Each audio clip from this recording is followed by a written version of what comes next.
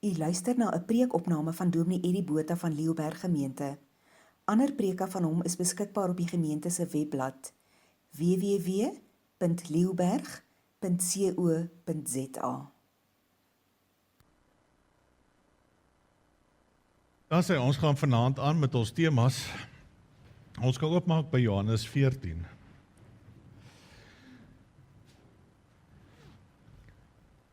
Toe ek nou so deur Johannes kyk, terwyl jy nou die plekkie so gereed maak, toe moet ek sê, toe is dit nogal vir my moeilik om te besluit op watter teks ek van af gaan begin. Want daar is so rykdom en ek is geneig om verdwaal te raak, en daar is soveel afbraakbaar en daar is soveel dinge om te sê, dat 'n week is nie naby genoeg om te praat oor die Gees en die werking en dinge van die Gees nie. So verskoon my as ek so baie vleis aan die been oorlos, ons het maar nog net 'n voorsmaak in hierdie week oor so baie van die dinge, en dan, ek voel elke keer as ek sleg, dan sê ek, maar ek wil daaroor praat, daar is soveel om te praat, oor hierdie wonderlike Gees van God, met ons en by ons. Nou voor ons aangaan, kom ons raak net so stil, kom ons vra die Gees, homself ook aan ons openbaar in hierdie tyd. Ons staan voor die Gees van God. Soos ons vanoggend gehoor het, erken ons tekortkominge. Dat ons kan nie U nie ken nie, ons kan nie U nie verstaan nie.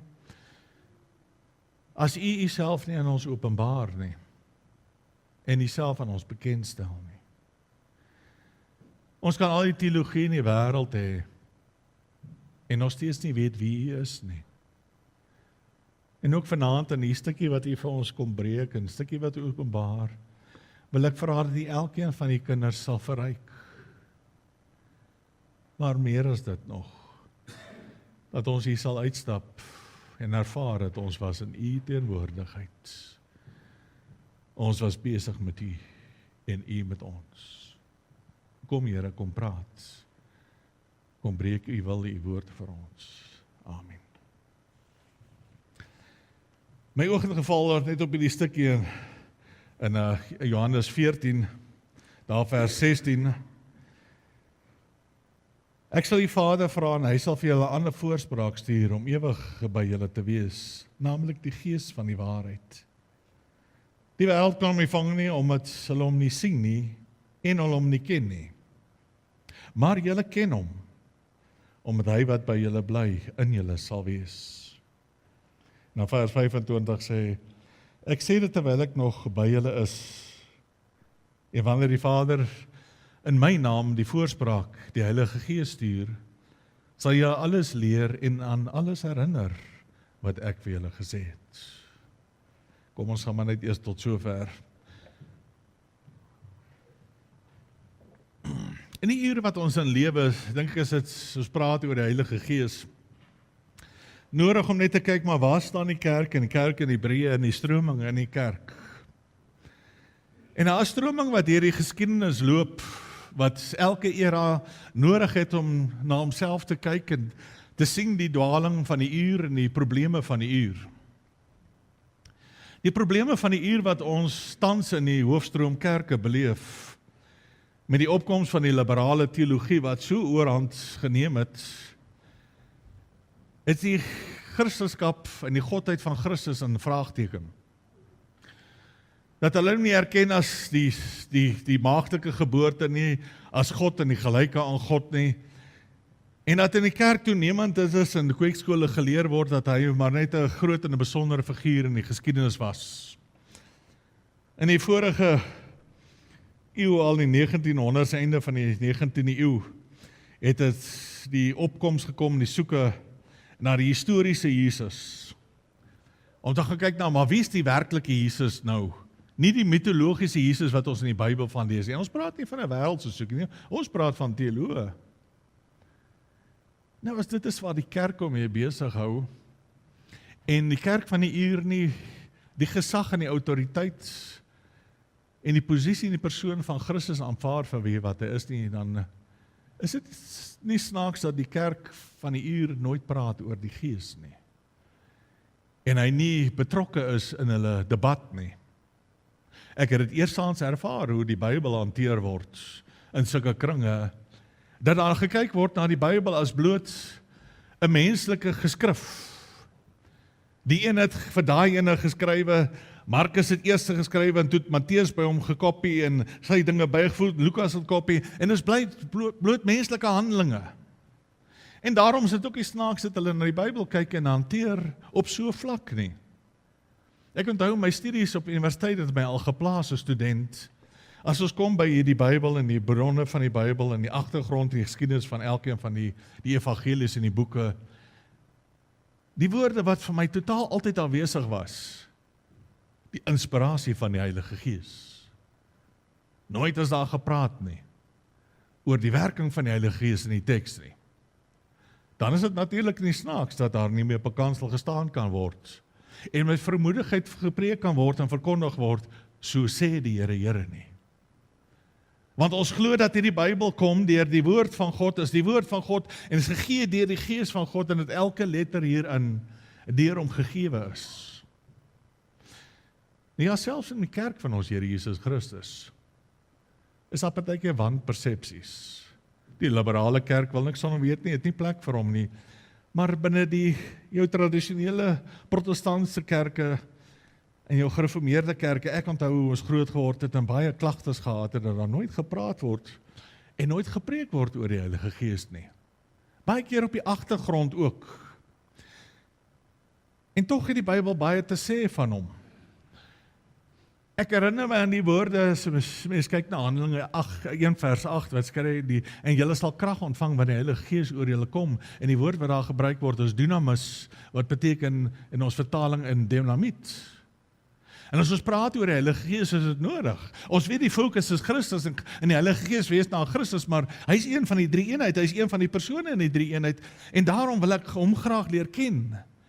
En ek weet dat hy is die krag van die kerk. Hy is die impetus in die kerk, maar hy is ook die krag in my geestelike lewe. Daar's 'n rede hoekom die Heilige Gees aan my gegee is. En ons kan nie bekostig om hom te verwaarloos nie. So dis nodig om daarna kyk en stil te staan en ook te vra, o Gees van God, openbaar u self aan my. Ek wil u leer ken in die wydheid en die diepte en die omvang van wie en wat hy is, net soos ek my wil verlustig in die persoon en die karakter van my Here Jesus Christus en so ook in my Vader. En in hulle al drie in die eenheid sien ek tog iets ook van die Heilige Gees wat so wonderlik en so fantasties vir ons is. En daar's 'n paar dingetjies wat ek by wil stil staan, wat ek dink 'n bietjie nagelaat word, en dalk selfs in kinders van die Here se lewe nie die reg kry en die plek kry, wat dit vir ons stel is om te kry nie. En die eerste een wat ek wil praat is oor die heerskappy van die Heilige Gees in my lewe. En dit is belangrik om te onthou dat as ons praat van God, dan praat ons van 'n drie-enige God. Met ander woorde, die persone in die Godheid kan nooit van mekaar geskei word. In hulle werking en hulle karakter nie. Ons leer in sonnaarskool vir die kleintjies, God die Vader is die skepper, en Christus is die verlosser, en die Heilige Gees is die een wat ons lei. Maar as jy na die Bybel gaan kyk en sê, dis nie so eenvoudig nie. Want God het deur Christus en deur sy Gees geskape. Jy sê, ons wil die goed losmaak, en ons wil in 'n vakhokkie sit, wat vir ons maklik is om te verstaan. Want dis my kop is plat, en ek is nog 'n man ook, en ek hou van hokkies en blokkies. Het is baie lekker om so te dink. Maar ek moet weet as ek by God kom, as ek met die ganse ander besig. En in besonder wat ons nalaat, is die heerskappy en die heerskappy van die drie eenheid, en ek weet dit word baie nagelaat, veral in Christus, en ek het al baie daaroor gepraat, dat ons praat van Jesus as my Here, maar ek buig nie die knie voor hom nie. Maar ek wil dit afspits na 'n baie diepere punt toe, want hoe praat die Here met my en jou? Hy praat met my en jou deur sy Heilige Gees. So ek moet my onderwerp aan die heerskappy van die Heilige Gees in my lewe. Hy is die Here in my lewe. Hy is die een wat praat, hy is die een wat leiding gee, hy is die een wat voorgaan. Ek kan nie sê dat Christus is in beheer van my lewe, en hy is die Here van my lewe, maar ek laat die woord van die Heilige Gees in my, en wat die Heilige Gees met my praat na nie. En ek luister nie daarna nie. tel vir julle gesê, dit grief my as ek hoor van Christene wat sê, dat die Here is besig om my te praat oor hierdie ding. Want in die realiteit is, wat jy sê, is dat die Heilige Gees is besig om my te praat oor my, kom ons sê, my aggressie, my woede. My vraag aan jou is, hoekom onderwerp jou nie jou en jouself aan die heerskappy van die Heilige Gees en wees gehoorsaam nie? Laat staan jou woede, jou welis, jou onvergewensgewens, you name it. Hoekom verset ek my daarteen en luister ek nie? As die Gees van God praat, die Gees van God, dan hoor ek en ek luister. En ons weet, hy praat deur sy woord. En dit is 'n belangrike ding om na te luister. Tauser skryf 'n ding, die hele reeks het ek saam met Tauser uitgewerk. En so ek gee na hom die krediet en die eer daarvoor, moenie sê dat Eddie Botha is slim nie. Ek vat by die groot manne wat voor my gekom het en verwerk het maar na hoe ek het in my eenvoudige kop verstaan. Maar 'n paar dinge wat baie akkuraat vasgevat is. Hy is by 'n geleentheid gevra om te preek oor 'n ding en hy het 'n standpunt gemaak in die preek. Hy sê, some churches are so completely out of the hands of God that if the Holy Ghost withdrew from them, they would not find it out. Hy het letterlik gesê, they would not find it out for 3 months. En wat hy sê is ongelooflik waar. As die Heilige Gees, en dit laat my onmiddellik terugkom na ons toe, want ons moet rekenskap gee van my eie lewe, maar ook van ons as gemeente. Weet nie of julle besef nie, maar ons gee ook rekenskap vir mekaar. Daar's 'n rede hoekom ons by mekaar is. As die Heilige Gees vir 3 maande nie opdaag in die kerk nie, gaan ons die verskil agterkom. 'n Vrou bel hom, baie ontstel en jy kan die hartseer in haar hoor, maar nie veroordelend nie. Hy sê, meneer Tauser, ek het Sondag gesit en luister na jou. En wat jy sê is waar.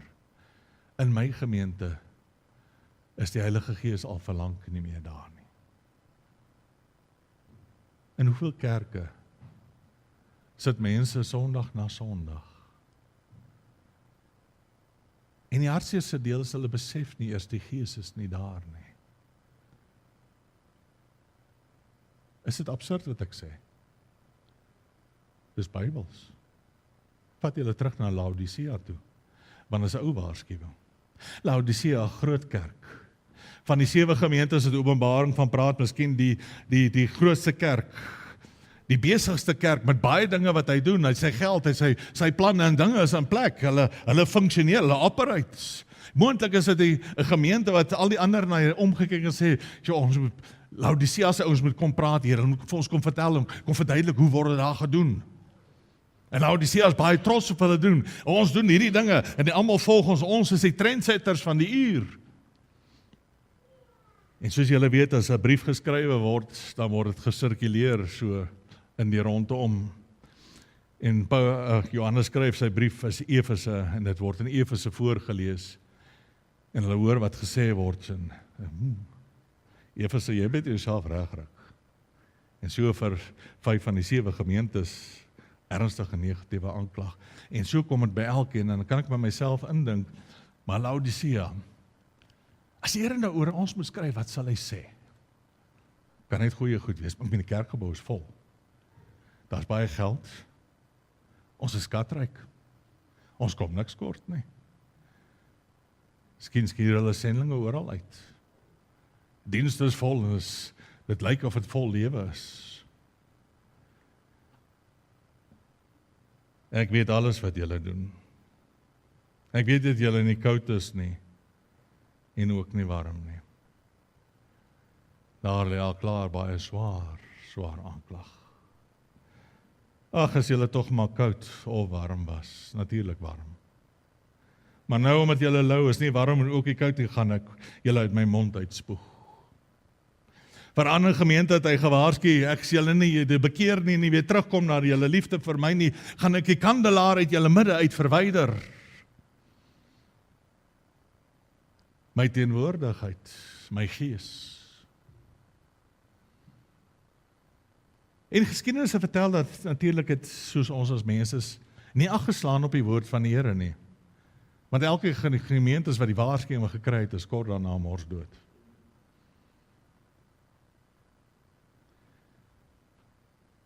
Maar jy weet, wanneer is 'n gemeente dood? Wanneer ons finaal die deure sluit? Of wanneer ons nie meer begin luister het na die Gees van God en onsself onderwerp het aan die Gees van God, aan sy lering, sy leiding en sy teregwysing nie. Dis die belangrike deel. Ons sê maklik die Here is die Here van my lewe. En tog doen ons nog steeds maklik wat ons wil. Soos ons wil, waar ons wil, wanneer ons wil. Onthou, hy is die Gees van God vir my gegee. En as ek sê, Jesus is my Here, dan erken ek saam met, maar u Gees wat u aan my gegee het, is my Here, en ek onderwerp my aan u heerskappy. Kom spreek met my, kom praat met my. En ek hoor wat u sê, en ek gee in. Ek wil 'n stelling maak, want ek wil hier mooi daarna luister. Die samekoms van die gelowiges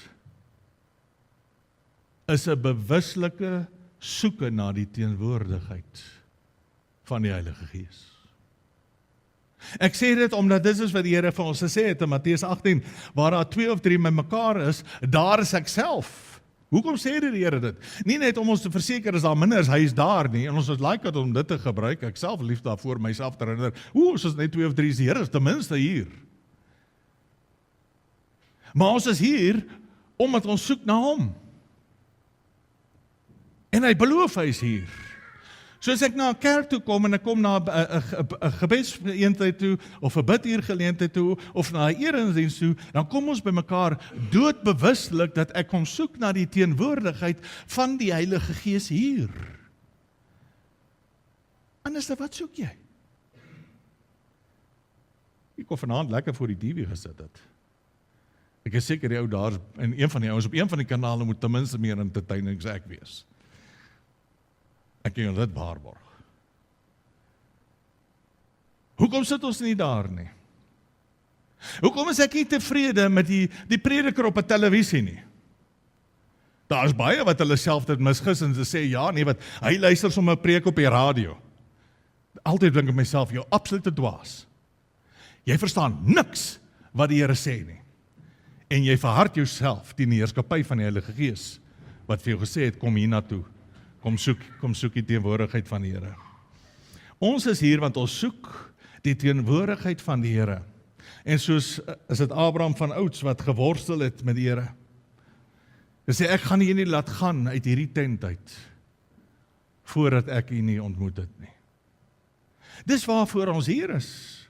En ek soek die teenwoordigheid van God en hy gee dit vir ons by name van die Heilige Gees, want hy het gesê, dit is hoe hy met ons werk, en dis die persoon die hier werk.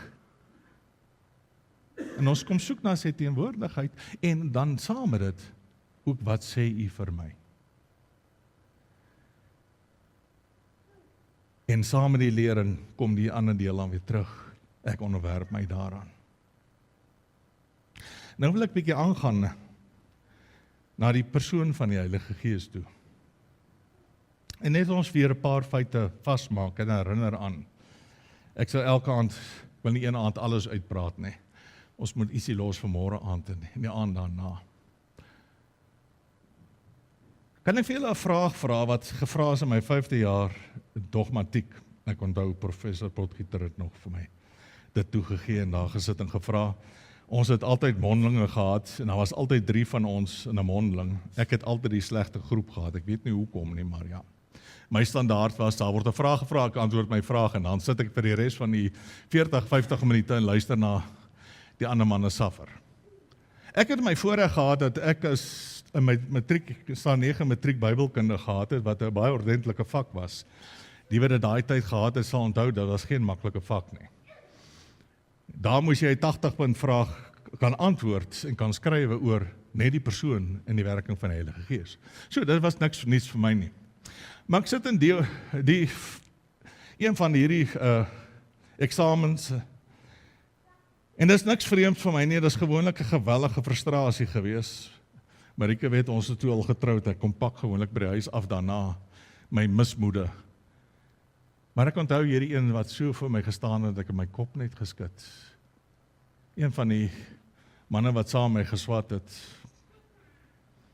die professor vra hom natuurlik, want dit gaan oor die Heilige Gees dogmatiek rondom dit. En hy kan nie sy vraag antwoord nie. Nou, ou prof Potgieter het 'n goeie hart gehad. Ek moet nou 'n punt uit jou uitkry, nie weet. En nou begin hy die vraag al hoe eenvoudiger, al hoe eenvoudiger, al hoe eenvoudiger, en hy skraal die vraag af en af en af en af en af en af. Wat is die heel eenvoudigste vraag wat jy kan vra? Is die Heilige Gees 'n wie of 'n wat? En omdat hy teoloog is, hy geweet natuurlik om waarom af te sny na toe. Die regte beginpunt. Maar die hartseer was dat die ou maat nie eens dit kon antwoord nie. Maar dit daar gelaat. Is die Heilige Gees 'n wie of 'n wat? En dit is belangrik vir ons om te weet, en ek dink julle almal onmiddellik sê ja, natuurlik 'n wie. Maar ons moet mooi dink oor die wie ook, en ek kan net begin praat oor die oppervlakte van hierdie wie. Want soos ons lewe en soos ons 'n pad saam met ons stap, begin hierdie persoon eers werklik vir ons duidelik raak. Johannes 4 gee ons Here Jesus 'n baie mooi antwoord. Hy sê God is gees, en die wat hom aanbid, moet hom gees en in waarheid aanbid. God in sy drie eenheid is gees. Nou moet ek myself hier baie mooi binne lyn hou, want ek is nou baie lus om allerhande rigtings te hardloop. En dan gaan ons baie lank vanaand hier sit. God is gees. Die Vader is gees. Die Seun is gees. En die Gees is gees. Die Seun het vlees geword. Daar lê 'n hele ander preek natuurlik, in 'n hele ander rigting. Die beperking van vlees, wat is dit? Kan net hier wees. Maar God in sy wysheid en sy grootheid gee vir ons sy gees, sy Heilige Gees, en net vir 'n oomblik dit 'n klein bietjie te dissekteer en mekaar uit te haal is vir ons waardevol. Hierdie gees is 'n persoon. Dis nie 'n krag nie, dis nie 'n entiteit nie. Baie ons praat so asof dit daar 'n algemene goddelikheid is, dan wonder ek my altyd hoe dink ouens. Ouens wat praat van ja, die natuur het besluit. Is die natuur dan 'n persoon? Ek dog julle sê daar's nie 'n God nie, daar's nie 'n persoon nie. Hoe kan hy dit besluit? 'n Klip kan nie iets besluit nie. Jy sê ons mense kan baie stupid goed sê. Maar binne die kerk en die Christendom weet ons dat God is gees en dat die gees is 'n persoon. Daar's 3 persone in een, as afsonderlike persone. Maar hy's persoon in sy volheid. Daar is materie en daar is gees. En in albei is daar 'n volle reg. Ons sien dit vergestalte in die persoon van ons Here Jesus Christus, wat 'n gees was en wat materie aangeneem het, maar hy is nog steeds persoon. En in sy goedheid en sy wonderlikheid het hy materie gehou. Hy het sy liggaam gehou. Omdat ons die wonder van die kruis en die wonder van sy werk vir ewig kan besing. Vir ons ook gee hy altyd weer 'n liggaam. Die liggaam is vernietigbaar. 'n Gees is onvernietigbaar. Gees is ewig. Daarom dat 'n mens vir ewig lewe. Of in die teenwoordigheid van God of in die ewige hel. Maar die Gees is energie, dit kan nie vernietig word nie. Die Gees kom van God af, God wat vir altyd ewig was. Hy het lewe gespreek, hy het sy Gees laat gaan oor die waters en die aarde, en hy het lewe gegee, en besonder lewe gegee aan die mens. So, ons is gees, ons is materie, en as ons doodgaan, my gees gaan altyd aan. Daar's mense wat die mekaar is, en soms so in 'n kantlyn, wat die mekaar liggaam, siel en gees. En dan dink julle, ons het 3 entiteite, ons is liggaam en ons is gees. Die siel is 'n verwysing na die somtotaal van jouself, jou persoon, jou wese. Ek moet die Here, my God lief in my hele hart, my hele siel, my hele verstand. Julle sing die denke en die emosie, en wat staan in die middel? Die siel. Hy hou my by mekaar. So Bybels gesproke is dit waarvan praat. Baie keer praat die Bybel in wisselterme van die siel as die gees en die gees as die siel. So lees die teks en die konteks baie mooi. Maar ons is 'n liggaam en ons het 'n gees, maar die gees van God is gees en gees alleen. En hy bly gees en gees alleen vir 'n paar redes. Nommer 1, die gees kan nie in perke gestel word soos my liggaam nie. Die Here Jesus self gesê dat as ek by julle bly, omdat hy liggaam aangeneem het, kan ek nie by julle almal kom nie. Daarom stuur die Here na my weggaan vir julle 'n voorspraak vir julle almal.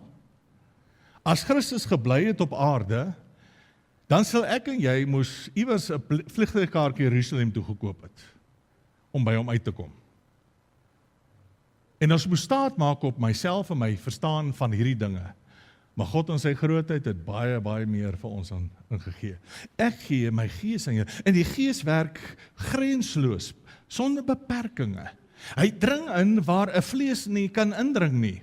En waar dring hy in? In my. In die diepte van wie en wat ek is. En dis die wonderlike ding. Ons verstaan nie hierdie gees van God in Johannes 3 sê, ons hoor die wind waar hy wil, jy hoor sy geluid, maar jy weet nie waar vandaan af hy kom en waar hy gaan nie. En so gebeur met elke mens die gees gebore is. Dit bly vir ons 'n misteriese werking, dit bly vir ons iets wat ons nie verstaan nie, want ons is vlees. Ons is vleeslike mense, ons dink vleeslik. Ons vergeet maklik dat ons gees is, en ons gees het.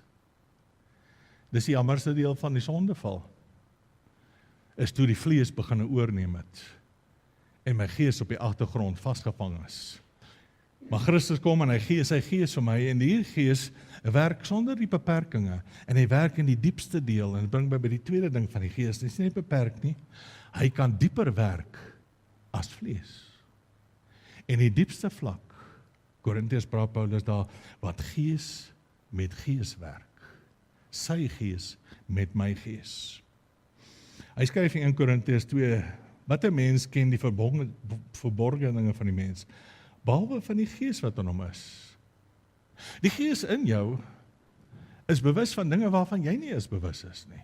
Partykeer kan dit in terapie en alle ander maniere uitkom, dat ek gewys word die verborgde self en die ander dinge wat daar lê. My gees ken en my gees verstaan, my meer en dieper as ek ooit verstaan, so die gees van God. Dan sê hy ook, so ken niemand die verborgde dinge van God nie, behalwe die gees van God. Nou as ek by hierdie teks vir 'n oomblik stil staan, verduidelik dit vir ons in die diepste wese, hoekom God sy gees aan my gee. Waar wil hy my affekteer? In die diepste van wie en wat ek is. In my gees. As ons as mens werk, dan werk ons altyd in die uiterlike, ons werk met die verstand, ons werk met die vlees. Ek kan nie jou gees access nie. Maar die gees werk op 'n diep, in 'n verborgde vlak. 'n Vlak wat ons nie verstaan nie, maar 'n vlak wat ons moet leer, en 'n vlak waarvan ons bekend moet wees en bewus moet wees. Vir hoe werk die gees met jou? Hoe praat die gees met jou? Hoe beweeg die gees in jou? En dis 'n diep vlak. Toe die Here homself aan Elia openbaar, toe hy openbaar hy sy gees aan Elia natuurlik. Kan jy onthou waarin is hy geopenbaar?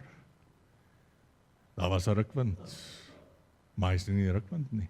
Daar is 'n vuur, maar hy is nie 'n vuur nie. Daar is die stilte, en God was in die stilte. In die diepte, die plek waar die gees met jou praat. Ek sê, tyd is heeltemal te min, as so baie om te sê en so baie om te leer oor hierdie punt. Maar dit maak my altyd bekommerd as kinders van die Here baie besig is en baie geraas het in hulle lewens. Want dan kan hulle die gees van God nie hoor nie. Want hy praat in die stilte. Ek onthou my jare toe ek ver van die Here af was en ongehoorsaam was. Vir my was dit, toe ek in my bed gelê het in die stilte van die nag,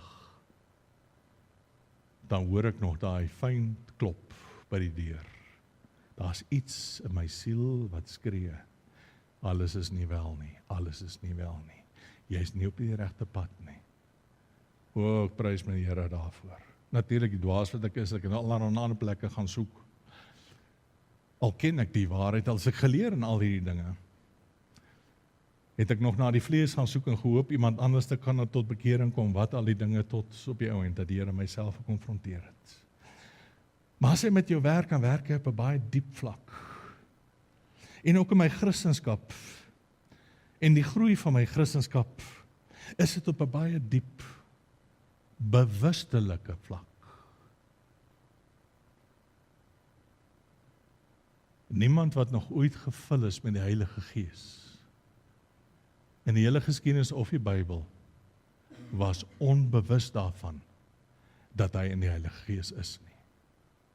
Is nooit bedoel om 'n onbewuste ding te wees nie.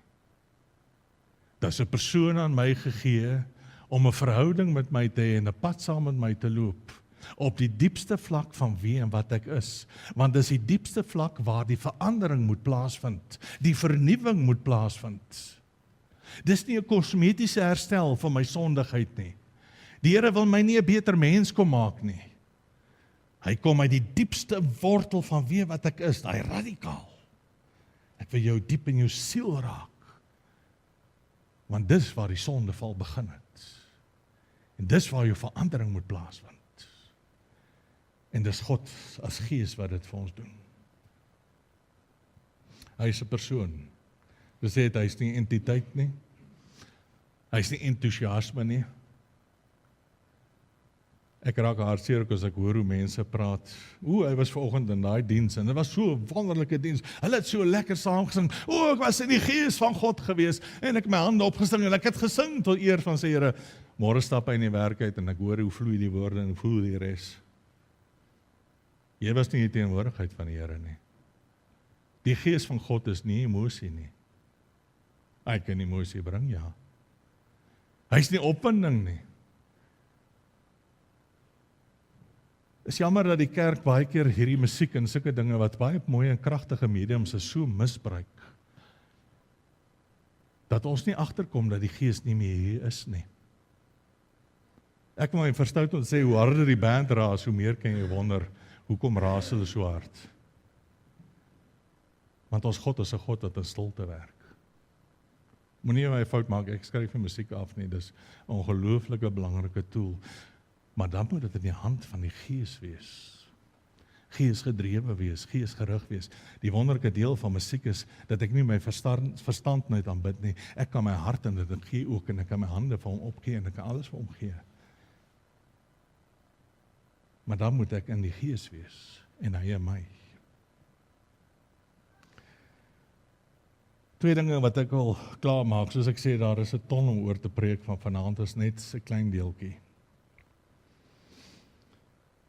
En dit gaan oor die misverstaan en die misbruik van die Heilige Gees.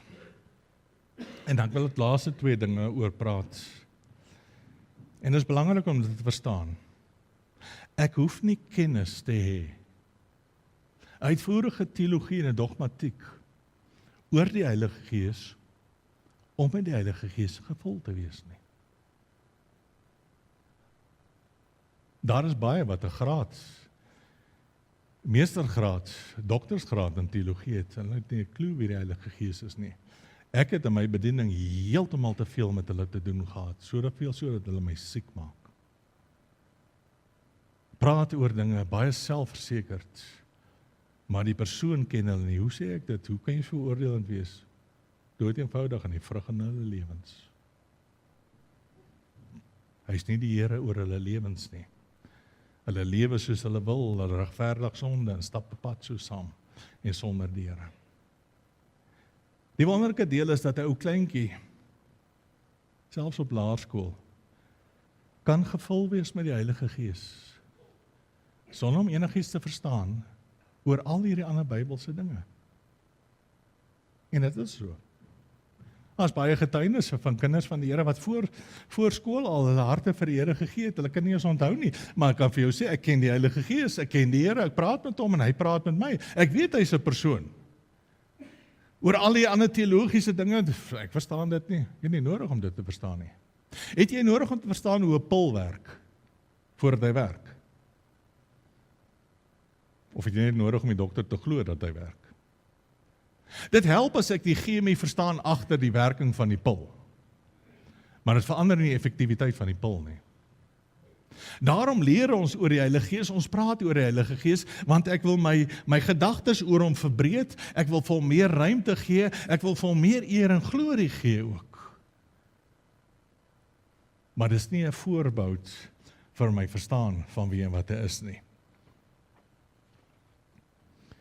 Dan 'n tweede ene, en dis 'n belangrike ene.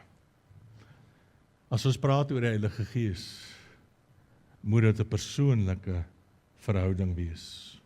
Ons het hierdie gedeelte gelees, vers 17, maar julle ken hom, omdat hy by julle bly en in julle sal wees.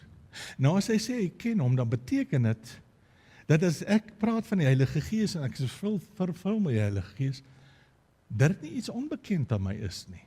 Kan dit wees? Want dan ken ek hom nie. As ek vir jou vra, is die Heilige Gees in jou, dan moet jy kan beaam en kan weet. Die woord wat hier gebruik word, is nogal 'n woord wat baie gebruik word ook, is gnosko. En gnosko is nie kopkennis nie. Dis nie om iets te weet en iets geleer het nie, maar dis soos ek 'n persoon intiem en persoonlik ken. Dis gnosko. Ek ken jou deur ervaring, jou persoonlikheid, jou geleerdheid. Ek ken, verstaan, om bewus te wees, om toe te laat. Dis al die vertalings wat ons kan hê van gnosko. Soos 'n man 'n vrou ken, sy vrou ken, soos 'n vrou haar man ken, so ken ons die Heilige Gees. Want sê hy bly in julle en hy sal by julle wees. Hy is in ons. Nog nooit in die geskiedenis was iemand gevul met die Heilige Gees sonder bewus te wees daarvan nie. En sonder om kennis te dra. Ek sê veronderstel om dit onbewustelik wees nie. Veronderstel om kennis daarvan te dra. Ek is veronderstel om in 'n verhouding met hom te lewe. In 'n verhouding met hom te werk. U praat met my, ek praat met u. En die lieflikste deel van kind van die Here is die diepste vlak waar ons praat. Romeine het 'n pragtige deel wat sê, my gees sug en verlange. En selfs as ek nie woorde het om te sê nie, die gees interpreteer. Daai diepte wat hy werk, dat in my vlees het ek nie altyd woorde vir wat in my gees aangaan nie, maar hy verstaan. Want hy werk op daai vlak. Dis die een kant, die ander kant is, hy is die gees van God. En wie ken die God die beste? Die gees wat in God woon. So hoekom het ek die gees van God ontvang? Dat ek die diepste wese van my Vader leer ken. Persoonlik leer ken. Dit moet altyd persoonlik wees. Daar is geskrywe, knowledge by acquaintance is always better than mere knowledge by description. And the first does not presuppose the second nor require it. Soos ons nou net gesê het. Ek het nie nodig om die kennis te hê, ek het nie nodig om die dinge te verstaan nie. Ek kan dit net bloot vou. Ek behoort aan nie, ek is oorgegee aan nie. Maar die belangrik is, ek wil die ervaar. Hoe kom ons hier? Hoe kom ons by mekaar? Hoe kom ons in die Pinkster hier? Wat soek ons hier? Daar moet 'n bewuslike soeke wees na hom. Hom in sy teenwoordigheid. Iewers 'n taal, ek kan net oor waarheid dit geskryf en ek het dit met hom eens gehad. Dat hy sê, hy is een van daai ekstreme manne en ek is dieselfde as hy. Hy sê, ek soek alles van God of ek soek niks. Ek soek die volheid van die Here en die ervaring die volheid van die Here of ek soek niks. Is nie hou van halwe measures nie. Dis hoekom het vir my lank gevat om my oorgawe te maak as 'n jong man. Ek wil nie 'n halfpad loop nie. Die Here is alles in my lewe of hy is niks nie. Paulus het presies dieselfde gesê. Maar sy lese van sy lewe, Christus was sy alles. En die soeke na Christus was sy alles. En in die soeke is dit sy gees ook, om u persoonlik te ken, u persoonlik te ervaar. Ek sal in my lewe nooit in 'n kerk kan sit nie, waar dit dood is en waar die Gees van God nie kom nie. Want ek sal altyd vir myself afvra, wat soek ek hier? Ek kom soek U. Ek is nie met godsdienst besig en ander dinge besig. Ek is hier om gesien te word. Ek is hier om U te ervaar. En dit van die kant al vooraf ook. Dit bly dieselfde. Of ek hier staan of daar sit. Ek is hier want ek wil U ervaar in hierdie dinge. En met niks minder as dit gaan ek tevrede wees nie. En kinders van die Here, ons moet met niks as dit minder as dit tevrede wees nie. Daar kan baie redes wees hoekom die Heilige Gees homself onttrek in 'n gemeente. Maar ons as kinders van die Here moet nooit tevrede wees om in 'n dooie kerk te sit waar die Here nie teenwoordig is nie. Ek soek U, o God, my God. Ek dors na U. Ek wil kontak hê met U Gees. Ek wil hê U Gees moet my praat. Ek is met niks minder as dit tevrede nie. Die Here wil met jou en my 'n persoonlike verhouding hê op die diepste vlak, moontlik wat daar kan wees. Dis geen oppervlakkige verhouding hierdie nie. Sy Gees, in my gees, met my gees. Maar ek moet hom die heerskappy gee van daai deel van my lewe. Dis 'n hele ander tema op 'n ander tyd ook. Die prys wat dit vir my kos, die sterwe aan myself en die vlees. Want dis al hoe die Gees heerskappy kan hê oor my. Here Jesus, ek sê vir U dankie dat U Gees aan ons gegee het. Elkeen van U kinders. Die dag toe ons knie voor U gebuig het, ons lewe vir U oorgegee het, is ook die dag toe U Gees aan ons gegee het soos U beloof het, om altyd by ons te wees. Ag Here, vergewe ons waar ons so baie keer besig raak, so baie keer U ignoreer, U nie raak sien nie, ons ore doof raak vir U en U stem. Terwyl U wat 'n goeie God is en die beste vir ons gegee het, U self, U Gees, om die diepste deel van my lewe te raak en te affekteer. Here, en ons vra ook opnuut ook weer vanaand. Hou ons bewus daarvan. Ons wil verander word, ons wil vernuwe word. Ons haat so die vlees wat so gereeld opduik in ons en lelike uitbarstings gee. Partykeer nie eers na buite toe nie, net hier binne van bewus. Maar dankie dat U in die diepste van ons wese werk. Dat U ons verander, ons vernuwe, ons hele karakter en ons aan U gelyk maak. En vanaand weer kom onderwerp ons onsself aan U, o Gees van God. U is ons Here. U spreek, U leer, ons luister. Dankie dat U met soveel lankmoedigheid, soveel geduld met ons werk, en met soveel geduld ook met my praat. Ek is U ewig dankbaar daarvoor. Amen.